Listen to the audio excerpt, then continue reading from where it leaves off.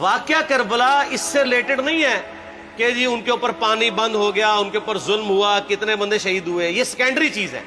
اصل چیز ہے کربلا ہوئی کیوں نبی علیہ السلام کی محنت کو 50 سال کے اندر اس لیول تک پہنچا دیا گیا کہ ہزاروں صحابہ زندہ ہیں اور نبی صلی اللہ علیہ وآلہ وسلم کی پوری اولاد ذبح کر دی جاتی ہے.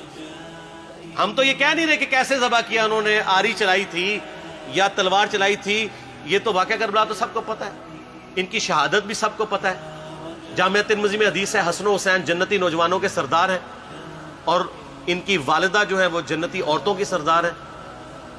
اور المستدل حاکم میں حدیث ہے حسن و حسین جنتی نوجوانوں کے سردار ہیں اور ان کے والد ان سے بھی بہتر ہیں.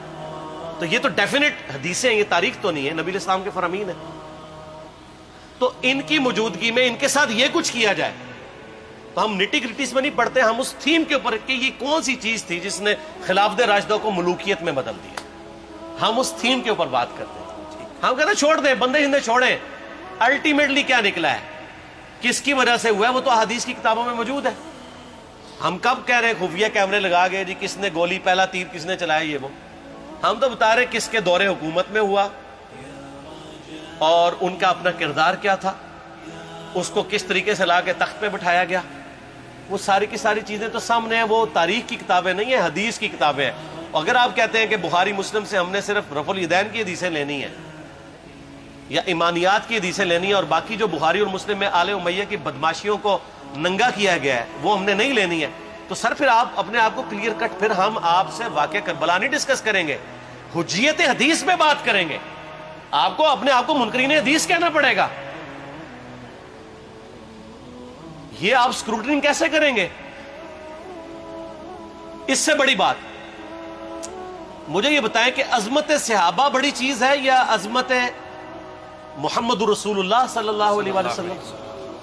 تو بریلوی یہی تو رونا رو رہے ہیں، وہ کہہ رہے ہیں جی قرآن میں تھوڑی آیات ہیں. آپ پھر مڑ مڑ کے پڑھتے ہیں قل انما انا بشر مثلکم، اس میں تو نبی علیہ السلام کی تنقیص ہو رہی ہے. تو ہم ان کو کیا کہتے ہیں کہ تنقیص مقصد نہیں، نعوذ باللہ، نہ ہو رہی ہے. آپ افضل البشر ہیں لیکن آپ کی سپیشیز بشر ہے، یہ ہم اپنا عقیدہ سمجھتے ہیں، وہ اس کو تنقیص شمار کرتے ہیں. تو پھر اس وقت آپ بھی بریلویوں کی بات مان کے تو یہ آیات پڑھنا چھوڑ دیا کریں. آپ کہتے ہیں نہیں آیات ہے کیوں نہ بیان کریں، تو ہم بھی کہتے ہیں احادیث ہے کیوں نہ بیان کریں. کہ صحیح بخاری میں حدیث ہے 2812 عمار کو ایک باغی جماعت قتل کرے گی، وہ جماعت دوزخ کی طرف بلا رہی ہوگی اور عمار ان کو اللہ اور جنت کی طرف بلا رہا ہوگا. اب اس کے نرغے میں جو آتا ہے وہ آئے، میں اپنے نبی سے ٹکر لے لوں آپ لوگوں کے منہ کا خیال رکھتے ہوئے کہ میں نبی علیہ السلام کو کہوں کہ آپ نے کیوں ایسی بات کر دی کہ مولا علی کے مخالفین کو آپ نے دوزخ کی طرف بلانے والی جماعت کہہ دیا. تو لیں آپ ٹکر، جائیں سیدھا دوزخ میں. اور تھوڑی جرت کریں، آپ یہ کہا کریں کہ اے اللہ، اپنے لیے کہا کریں کہ اللہ تعالیٰ آپ کا حشر یزید اور یزید کے آباء و اجداد کے ساتھ کرے اور اس کی اولاد کے ساتھ. ہم کہتے ہیں کہ اللہ تعالیٰ ہمارا حشر جو ہے وہ مولا حسن حسین، مولا علی علیہم السلام اجمعین اور اہل بیت کے ساتھ کرے، آمین. اور آپ میں تو اتنی جرت نہیں آپ یہ بات بھی کر سکیں کیونکہ ان کو پتہ ہے. تو نبی علیہ السلام کی احادیث کو بیان کرنے کو یہ سمجھتے ہیں کہ جی اس سے مصیبت کھڑی ہو جائے گی، تو اپنے آپ کو منکرین حدیث ڈکلیئر کریں. پھر حجیت حدیث کا مقدمہ ڈسکس ہوگا، پھر کربلا نہیں ڈسکس ہوگی. اور یہ ٹی وی پہ بھی آ کے مولوی بیٹھے ہوتے ہیں، سنیوں کے بھی شیعوں کے بھی، مڑ مڑ کے جی وہ یزید نے یہ کر دیا. وہ یزید نے کیا کیا ہے یار؟ وہ تو سسٹم کا نمائندہ بن کے آیا جو پیچھے سے خراب تھا. یزید کو لے کے بیٹھے ہیں، یزید یزید یزید یزید. بھائی پیچھے سے معاملہ خراب ہوا. اگر نہیں یقین آتا تو یہ بخاری مسلم کی میں نے آلموسٹ 200 سے زیادہ حدیث مین اسٹریم کی کتابوں سے اکثر بخاری مسلم جمع کیے، پڑھے. اور سر میں نے تو ان کو چیلنج دیا ہے، یہ حدیثیں پڑھ کے نا اپنے ممبروں سے صرف ان حدیثوں کی تشریح اپنی پبلک کے سامنے کر دیں. نہیں کر سکتے تو وہ لعنت کے مستحق تو ہو رہے ہیں حق چھپا کے، اور قیامت دن کے منہ پہ لگام ڈالیے. اور پھر مڑ مڑ کے کہتے ہیں نہیں جی وہ کچھ چیزیں خاص ہوتی ہیں وہ عوام الناس کے سامنے نہیں کرنی چاہیے. وہ صحابہ کرام بھی بعض اوقات ایسی باتیں پبلکلی نہیں کرتے تھے. میں نے اس کے اوپر بڑا ایک میرا کلپ ہے یوٹیوب پہ، مولا علی سے متعلق 5 جھوٹ، تو میں نے کافی ساری چیزیں اس میں ڈسکس کی ہیں. لیکن میں یہ کہتا ہوں کہ اللہ کے بندو، جو چیزیں نبی علیہ السلام نے منع کی ہیں بیان کرنے سے وہ تو ہم ڈسکس کر بھی نہیں رہے. میں نے آج تک آپ کو منافقین کے نام بتائے؟ آپ نے حذیفہ ابن یمان کو بتایا تھے نا آپ صلی اللہ علیہ وآلہ وسلم نے, صحیح بخاری میں آتا ہے. تو میں نے آپ کو بتایا, آپ رازدار رسول تھے, وہ ختم ہوگی بات. میں نے کبھی ڈسکس کی ہے؟ اگرچہ میں نے صحیح مسلم کی حدیث 7035 نمبر ڈسکس کی ہے کہ نبی علیہ السلام نے فرمایا میرے صحابہ میں 12 منافق ہیں, وہ کبھی بھی جنت میں داخل نہیں ہوں گے یہاں تک کہ سوئی کی ناکے سے اونٹ نہ گزر جائے, اور ان میں سے 8 ایسا ہے جس کی کمر پہ دوبیلا پھوڑا نکلے گا. میں نے آج تک آپ کو بتایا کہ کس کس کی کمر پہ دوبیلا پھوڑا نکلا اور اس کی موت اسی پھوڑے میں ہوئی ہے, بتایا؟ تو میں تو وہ چیزیں ڈسکس بھی نہیں کر رہا, میں وہ چیزیں ڈسکس کر رہا ہوں جو نبی علیہ السلام نے علامات النبوہ میں بتائی ہیں. یہ امام بخاری حدیث نبوت کی دلیل کے چیپٹر میں لے کے آئے ہیں, اور امام بہقی نے 3500 احادیث پر مشتمل ایک کتاب لکھی ہے دلائل النبوہ, کہ ہم نبی صلی اللہ علیہ وسلم کو نبی کیوں مانتے ہیں, اس کے اوپر. اور اس میں یہ ساری حدیثیں عمار ابن یاسر کے قتل والی لے کے آئے ہیں بتانے کے لیے کہ دیکھیں ہمارے نبی علیہ السلام کی نبوت کی دلیل ہے کہ آپ نے اپنی وفات کے آلموسٹ 30 سال کے بعد ہونے والے واقعے کو پہلے ہی بتا دیا. یہ حدیثیں چھپانے والی نہیں, بیان کرنے والی ہیں, علامات النبوہ کی حدیث ہے. آپ کہتے ہیں چھپائیں, اگر کوئی حدیث دنیا میں نہیں چھپائی جا سکتی نا تو علامات النبوہ والی حدیث ہے, کیونکہ وہ تو نبی صلی اللہ علیہ وسلم کی نبوت کو جسٹیفائی کرتی ہے. ورنہ میرا ایک معصومانہ سوال ہے کہ نبی صلی اللہ علیہ وسلم نے یہ باتیں کر کے ان کے زوم میں نعوذ باللہ امت کو مصیبت میں ڈال دیا. آپ نے خود ہی فرمایا کہ یہ ہوگا. کیوں فرمایا آپ نے؟ میں تو بیان کر کے مجرم ہوں, تو جس نے مجھے خبر دی ہے ان کے بارے میں آپ کا کیا خیال ہے؟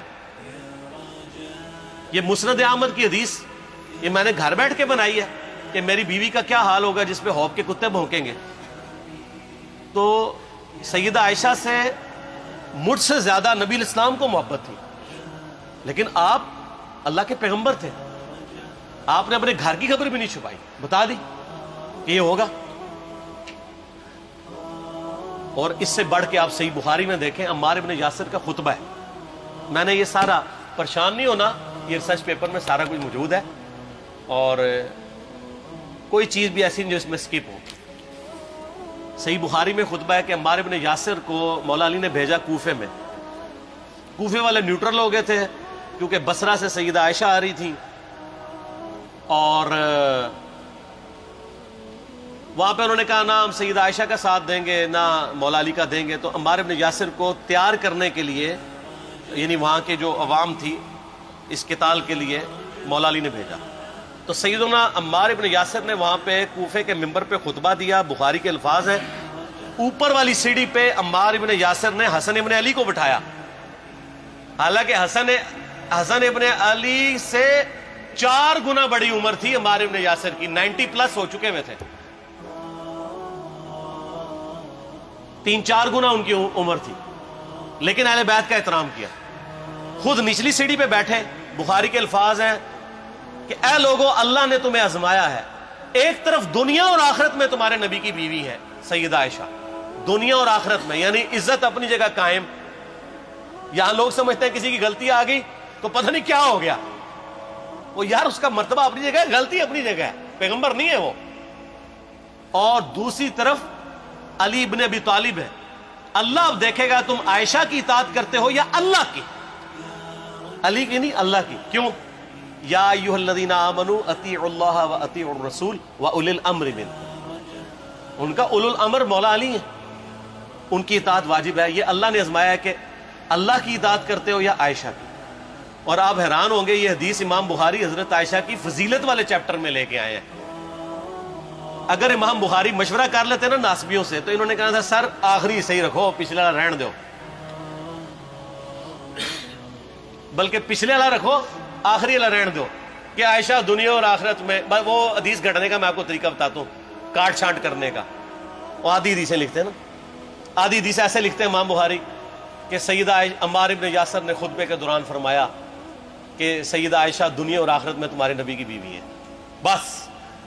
لیکن امام بخاری نے پوری حدیث لی ہے, آگے وہ بھی ڈالا ہے کہ اللہ آزما رہا ہے کہ عائشہ کی اطاعت کرتے ہو یا اللہ کی، جیسے آپ کے علماء کر رہے ہیں. صحیح مسلم کی حدیث 6488 آدھی بیان کرتے ہیں سارے مولوی، بریلوی، دیوبندی، اہل حدیث سب.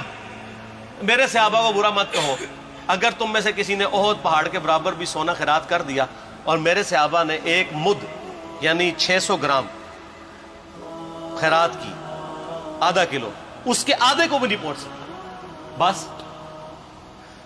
حالانکہ یہ مسلم کی حدیث سٹارٹ اس سے ہوتی ہے کہ عبد الرحمن بن عوف کو خالد بن ولید نے گالیاں دی جھگڑے کے دوران، حالانکہ دونوں مسلمان تھے، دونوں صحابی تھے.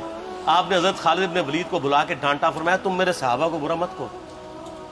تو خالد بن ولید نے تو آگے سے نہیں کہا حضور میں بھی صحابی ہوں. ان کو پتا تھا کہ عبد الرحمن بن عوف نے اس وقت اسلام قبول کیا جب اسلام کا مطلب تھا مار، تکلیف اٹھانا، اور خالد بن ولید نے گولڈن پیریڈ میں صلح حدیبیہ کے بعد اسلام قبول کیا. میں اب تم لوگ یہ کر رہے ہو، تم لوگ اگر احد پہاڑ کے برابر بھی سونا خیرات کر دو، یعنی صلح حدیبیہ کے بعد والے لوگ میرے ان کے برابر نہیں ہو سکتے. اور جو فتح مکہ پہ معافی مانگ کے مسلمان ہوئے ہیں طلقاء، مؤلفۃ القلوب آل امیہ، ان کا تو لیول ہی کچھ نہیں ہے. یہاں تو خالد بن ولید کے بارے میں یہ بات کی جا رہی ہے. اور پھر وہ مؤلفۃ القلوب اپنے زمانے میں ممبروں پہ سب و شتم کروائیں سیدنا علی پر. تو سب سے پہلے تو ان کو کہنا چاہیے جن کے بارے میں حدیث تھی کہ تم صحابہ کو گالی مت دینا. ہم نے تو خیر کبھی دی بھی نہیں ہے. اور میں یہ آخری جملہ ان کو ایسا بولتا ہوں کہ جو ان کے دماغ تک ڈرل کر جائے گا کہ آل امیہ نے جو کچھ اپنے دور کے اندر سیدنا علی کی گستاخیاں کی ہیں نا، ہم نے تو ویسی کوئی ایک گستاخی بھی آل امیہ کے بارے میں نہیں کی ہے. میں نے آج تک آل امیہ کے اوپر بائی نیم کسی کے اوپر لعنت کی ہے؟ حالانکہ یہ مولا علی پہ کرتے رہے. یہ ہے لعنتی خود ہو گئے نا، جب مولا علی پہ لعنت کی تو لوٹ آئی. مسند ابی یعلا میں صحیح سند کے ساتھ حدیث موجود ہے، مسند احمد میں بھی موجود ہے کہ سیدنا علی کو جس نے گالی دی اس نے رسول اللہ کو گالی دی صلی اللہ علیہ وسلم. جب ام سلمہ نے کہا تھا، شیخ زبیر صاحب نے اس کو تحکیم میں صحیح لکھا ہوا ہے فوٹ نوٹ کے اوپر، کہ لوگوں تمہارے ممبروں پر رسول اللہ کو گالیاں دی جاتی ہیں، تو انہوں نے کہا معاذ اللہ، ہم کب کہیں گے، ایسا نہیں ہو سکتا. تو ام سلمہ نے کہا تم لوگ علی اور اس سے محبت کرنے والوں پہ گالی گلوچ نہیں کرتے ہو کیا؟ جبکہ میں نبی کی بیوی کہتی ہوں کہ سب سے زیادہ رسول اللہ سے محبت، سیدنا علی سے محبت نبی صلی اللہ علیہ وآلہ وسلم کرتے تھے. لہٰذا جب یہ تم کہتے ہو نا علی پر لعنت، علی سے محبت کرنے والوں پہ لعنت، تو یہ لعنت تو تم نبی علیہ السلام تک لے کے جا رہے ہو نعوذ باللہ، کیونکہ علی سے محبت کرنے والا پہلے نمبر پہ نبی صلی اللہ علیہ وآلہ وسلم ہے. اور پھر کہتے ہیں سب کا مطلب تنقید ہے. اور نہ، پرانیاں گلاں، پرانے بابے، پرانے بزرگ، جھوٹے ہو. صحیح مسلم کھولو 6229 غدیر خم سے اگلی حدیث، لعن اللہ ابا التراب کے الفاظ ہیں، مٹی والے ابن ابی طالب پر لعنت، یہ الفاظ موجود ہیں. سب کا ترجمہ لعنت ہی ہے، تنقید نہیں ہے. اچھا پھر میرا معصومانہ سوال ہے کہ اس کا مطلب ہے صحابہ پہ تنقید کرنا اچھا کام ہے؟ کہیں گے نہیں. تو بتاؤ یہ برا کام کون کرتا تھا؟ شیعہ کا ابا کون ہے؟ رافضیوں کا ابا کون ہے؟ آل امیہ. تو لہذا شیعہ نو میں کہنا کہ تسی شیخین کے اوپر بکواس اور تبرہ کرنے کی بجائے نا اب لوگوں کو حقائق بتائیں کہ ٹوٹی کمند کہاں. یہ سب مجرمین آل امیہ ہے. اور یہ آل امیہ اور بنو ہاشم کی لڑائیاں نبی علیہ السلام کی بعثت سے پہلے چل رہی تھی، صدیوں سے چل رہی تھی. وہ تو پھر اللہ نے بنو ہاشم کو نبوت کے لیے چنا تو ان کو یہ پھر جیلسی ہضم نہیں ہوئی، وہ چیز آگے چلتی تھی. خیر چھوڑ دیں، ایک تلخ ٹاپک ہے. صلاۃ بر محمد و آل محمد، اللہم صلی علی محمد و علی آل محمد. ٹھیک ہو؟